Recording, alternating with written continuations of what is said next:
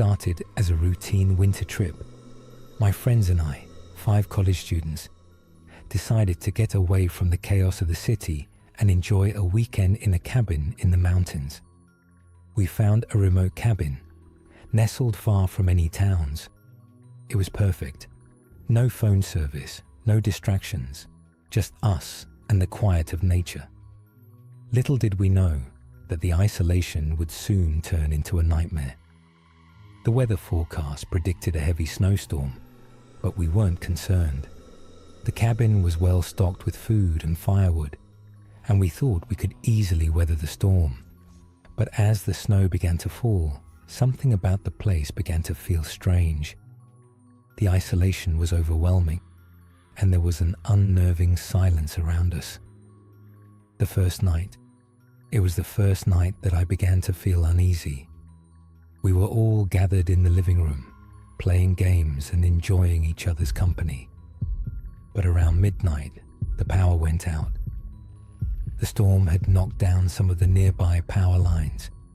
We lit candles, trying to maintain some warmth and comfort, but the mood quickly shifted. The wind howled outside, rattling the windows, but inside, it was eerily quiet. Too quiet. We had always joked about how remote the cabin was, but now, in the stillness of the storm, it felt suffocating. I went to the window to check on the snow, hoping to see if the storm was letting up. But what I saw made my blood run cold. At first, I thought it was a trick of the wind, a shadow in the distance, just outside the cabin's reach. But as I stared, the shadow didn't move. It was a figure, standing still in the middle of the snow, staring right at the cabin. I tried to dismiss it as a trick of the light, but my heart was pounding. I told my friends, but they all laughed it off as my imagination. After all, there was no one out there, right? But I couldn't shake the feeling that we weren't alone. The second night. The next night, things got worse. We tried to sleep, but it was impossible. The wind was relentless, and the howling outside seemed to grow louder by the hour. Around 3 a.m., I heard something. A soft knock at the door. At first, I thought it was the wind, or maybe someone trying to get our attention. But then the knock came again, and again. As night fell, we gathered in the living room, trying to make the best of a bad situation. But then, things started happening that none of us could explain. Loud bangs came from upstairs, the sound of footsteps dragging along the floorboards. We tried to ignore it, thinking it was just the wind or the house settling, but then we heard whispering, faint but unmistakable. "Did you hear that?" Sarah asked, her voice barely above a whisper. We all nodded, frozen in fear. The whispering grew louder, and it was coming from the attic. None of us wanted to investigate, but we knew we had to. We slowly made our way up the stairs, the house creaking under our weight. When we reached the attic door, it was slightly ajar. As I pushed it open, I saw the last thing I expected. A small old suitcase sitting in the corner, covered in dust. It wasn't there the day before. I opened it cautiously, my fingers trembling. Inside was a pile of old tattered clothes, a rusted pocket watch, and a photograph of a family that had lived in the cabin decades ago.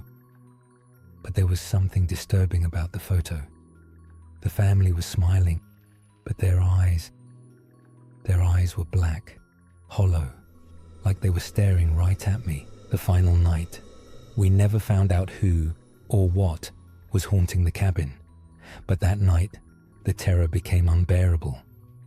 The footsteps started again, louder this time, as if something was walking through the house.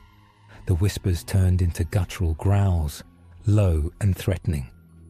We barricaded ourselves in the living room, but the shadows seemed to stretch unnaturally, and the temperature dropped even further. Then, we heard the most chilling sound of all. A voice, clear and distinct, calling my name from upstairs. It wasn't anyone in the group, but it sounded like a woman's voice calling to me from the darkness. We couldn't take it anymore. We managed to fix the car just enough to get it running, and we fled. The storm raged on behind us as we drove, but we didn't stop until we reached the nearest town. When we told the locals about our experience, they didn't seem surprised. Apparently, there were stories about the cabin, stories of the family who had once lived there, and stories about the curse that plagued anyone who stayed too long. Conclusion. It's been years since that winter, but I still can't forget the terror we experienced in that cabin. We never went back, and I often wonder what would have happened if we had stayed just one more night. Whatever haunted that cabin wasn't something I ever want to encounter again. And I know now that some places are best left undisturbed,